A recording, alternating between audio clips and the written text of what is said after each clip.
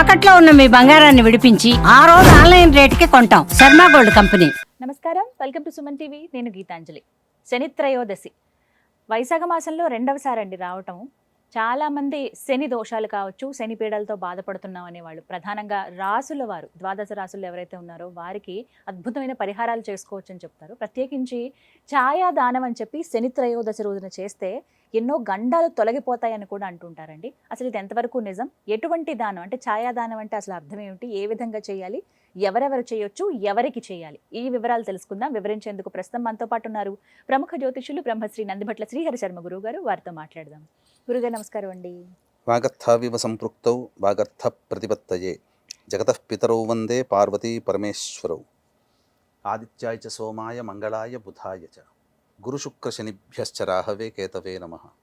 శృంగేరి జగద్గురు పీఠాధిపతులకి, కంచి పీఠాధిపతులకి నమస్కారములు తెలియజేసుకుంటూ కార్యక్రమాన్ని ప్రారంభిద్దాం. గురుగారు, వైశాఖ మాసంలో రెండవసారి శని త్రయోదశి.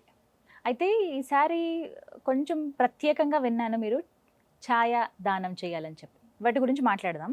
ముందుగా ఇప్పుడున్నటువంటి రాసులు, ద్వాదశ రాసుల వారికి ఈ శని త్రయోదశి ఎలా ఉపయోగపడుతుంది, వారు అసలు ఎలా వాళ్ళ శని దోషాలని నివారణ చేసుకోవచ్చు ప్రత్యేకంగా ఈ రోజున? తప్పకుండానమ్మా. అసలు ఈ సంవత్సరంలో శని త్రయోదశులు కేవలం 4 మాత్రమే ఉన్నాయి. ఆల్రెడీ 2 అయిపోయాయి. రేపు మే 24వ తారీఖు రోజున వచ్చే శని త్రయోదశి మూడవది. అక్టోబర్లో వచ్చేటువంటిది నాలుగో శని త్రయోదశి. దీంతో ఇక శని త్రయోదశులు ఉండవు. కాబట్టి శని ప్రభావం మార్చి 29వ తారీఖు రోజున శని మీన రాశిలోకి మారాడు. దీని ప్రభావం వలన అనేక మంది సమస్యలు అనేటువంటివి ఎదుర్కొంటున్నారు ప్రస్తుతం. ఇప్పుడు ప్రపంచవ్యాప్తముగా కూడా శని అంటే ఎవరు? శనైశ్చరుడు అని అంటారు. అంటే సృష్టి స్థితి లయకారకాలలో లయకారకుడు పరమేశ్వరుడు అయితే, నవగ్రహాల్లో లయకారకుడు శని భగవానుడు. అందుకనే చూసారా, ఇప్పుడు ఎక్కువగా యుద్ధము, ప్రాణ నష్టము, జన నష్టము, ఎర్త్ క్వేక్స్, ప్రకృతి విపత్తులు ఇవన్నీ శని మారిన తర్వాతనే ఎందుకు కలుగుతున్నాయి? కాబట్టి అంత తేలిగ్గా మనం శనిగ్రహాన్ని తీసుకోవడానికి లేదు. అయితే ఈ శని మీనరాశిలోకి మారిన తర్వాత కొత్తగా మేషరాశి వారికి ఏలిన నాడి శని ప్రభావము, సింహరాశి వారికి అష్టమ శని ప్రభావము, ధనుస్సు రాశి వారికి అర్ధాష్టమ శని ప్రభావం కొత్తగా యాడ్ అయ్యాయి. ఇప్పుడు కుంభరాశి వారికి, మీనరాశి వారికి శని ప్రభావం ఉంది. మిథున రాశి వారికి కొత్తగా మళ్ళీ కంటక శని ప్రభావం యాడ్ అయింది. ఇక వృశ్చిక రాశి వారికి, కర్కాటక రాశి వారికి యోగ శని ప్రభావం యాడ్ అయింది. కన్యా రాశి వారికి దాంపత్య శని. వెరసి మేష, మిథున, కర్కాటక, సింహ, కన్య, వృశ్చిక, ధనుస్సు, కుంభ, మీన ఈ రాశులలో జన్మించినటువంటి వారికి శని ప్రభావం యాడ్ అయింది. అయితే వీక్షించేటువంటి సుమన్ టీవీ ప్రేక్షకులు గమనించాల్సినటువంటి అంశం ఏంటంటే, శని అనగానే భయపడకండి. ఎంతో మందికి శని మంచి చేసిన వాడు కూడా ఉన్నాడమ్మా. ఎంతో మందికి కష్టపెట్టిన వాడు కూడా ఉన్నాడు. శని ప్రభావం వల్లనే నలదమయంతులు విడిపోయారు. నలుడికి రాజ్యభ్రష్టము జరిగింది. పాండవులు కూడా శని ప్రభావం ఎక్కువ, ఆ పాండవులలో ఎక్కువ మందికి ఉండడం వల్లనే వాళ్ళు కూడా రాజ్యభ్రష్టులై, కర్మభ్రష్టులై ఈ సంబంధించినటువంటి అడవుల్లో సంచారం చేయాల్సిన రాజుగా మెలిగినటువంటి వ్యక్తి. అంటే కర్మ అంటే ఒక రాజ్యాన్ని పరిపాలించాలి. కర్మ ఆయనకు పెట్టబడినటువంటి ధర్మరాజుకి, పాండవులకి ఆ కర్మ లేదు, పరిపాలించే యోగ్యత లేదు. అందుకే కర్మభ్రష్టుడయ్యారు. కానీ దైనందిన జీవితంలో చేయాల్సినటువంటి నిత్యకృత్య కార్యక్రమాలన్నీ చేస్తూ ఉన్నాడు, చేశాడు కూడా. ఇలా శని ప్రభావం వలన ఎంతో మంది ఇబ్బందికర పరిస్థితుల్లో ఉన్నారు. కానీ యోగించిన వాళ్ళలో ఎన్టీ రామారావు గారు ఉన్నారమ్మా. శని ప్రవేశం చేయగానే ఇమీడియట్గా పార్టీ పెట్టడం, 6 నెలల్లో అఖండమైనటువంటి రాజ్యాన్ని హస్తగతం చేసుకున్నాడు. ముఖ్యమంత్రి పదవి వచ్చింది. కొంతమందికి యోగం, కొంతమందికి అవయోగం. ఇప్పుడు మనం చెప్పుకోబోయేటువంటిది, యోగం వచ్చినంత మాత్రాన సంతోషపడాల్సింది లేదు, అవయోగం వచ్చిన తర్వాత బాధపడాల్సింది లేదు.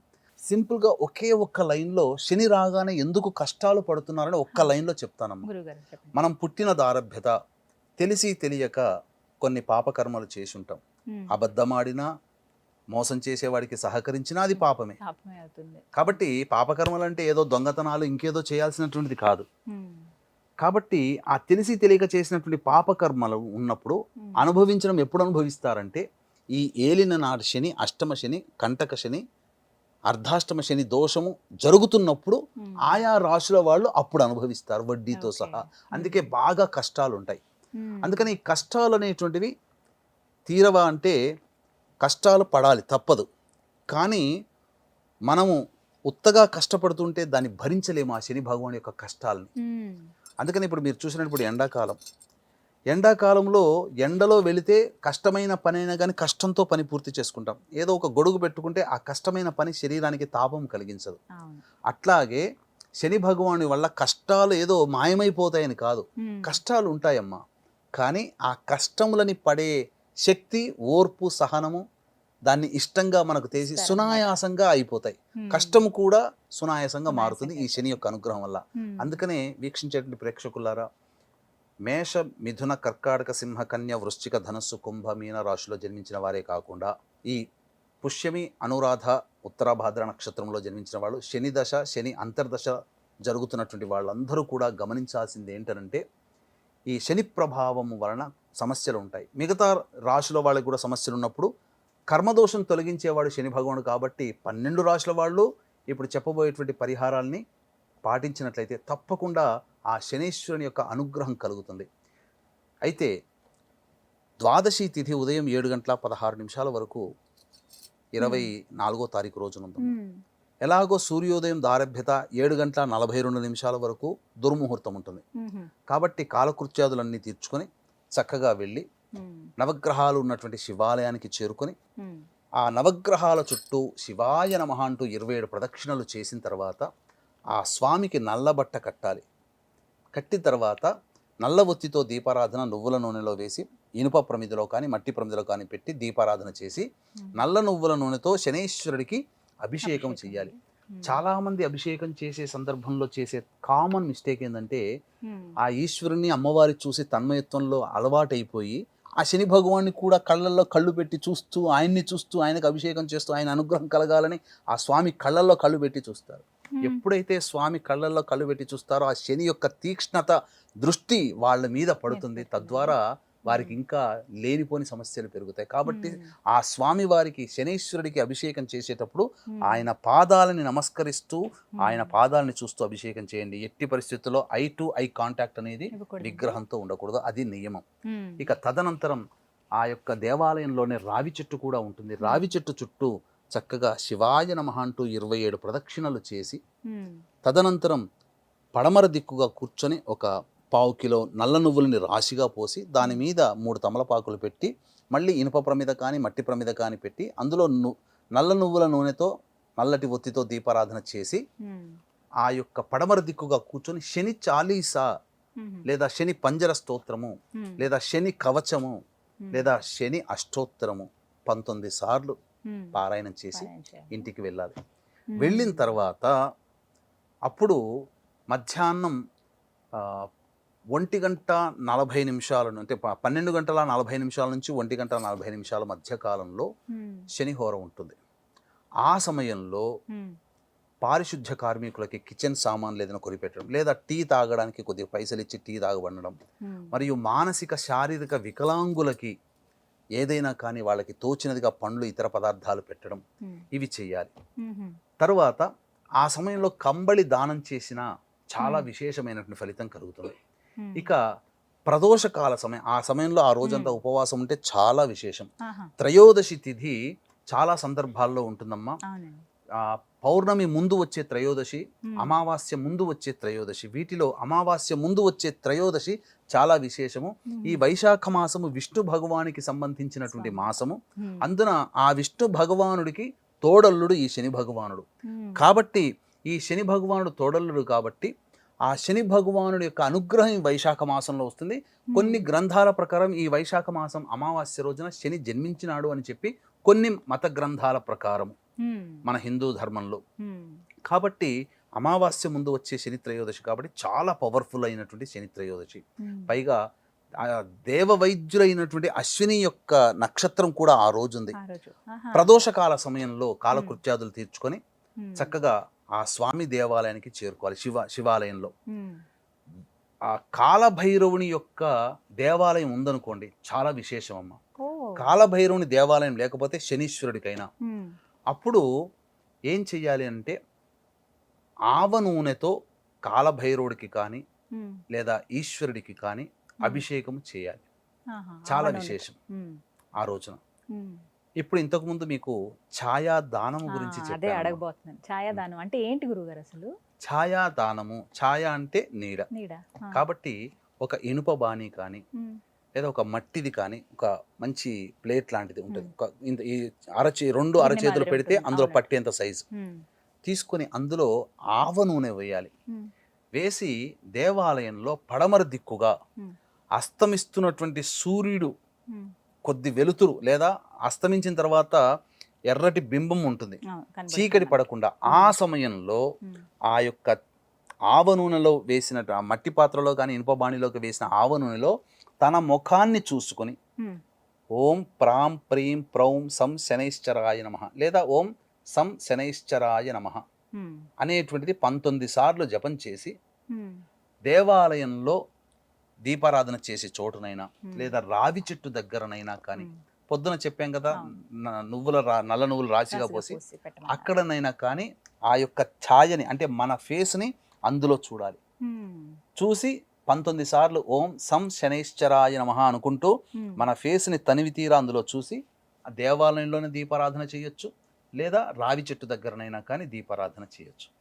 చేస్తే భవిష్యత్తులో కలిగే అంటే రాబో 2-3 నెలల్లో కలిగే గండ దోషములు ఏవైతే ఉంటాయో అవి అపమృత్యు అంటే వాహన ప్రమాదాలు కావచ్చు, ఇంకేదైనా కావచ్చు, పైనుంచి కింద పడడం లాంటి కావచ్చు, జారి పడడం లాంటి కావచ్చు, బాత్రూంలో పడడాలు కావచ్చు, ఇలా ఏదైనా కానీ తప్పిపోతాయి. ఎలా తప్పిపోతాయంటే అదేదో జరగకుండా ఉండదని కాదమ్మా. వాహనం నుంచి కింద పడతాం కానీ చిన్న దెబ్బతో పోతుంది. బాత్రూంలో కింద పడతాం, రాసుకుపోయి గీసుకుపోయి పడతాం, ప్రాణం పోవు. ఎంతమంది బాత్రూంలో ప్రాణాలు పోగొట్టుకున్న వాళ్ళు ఉన్నారు. అటువంటివి జరగవు, గండ దోషాలు రావు. ఇది ఛాయాదానం చేయాల్సినటువంటిది విధానం.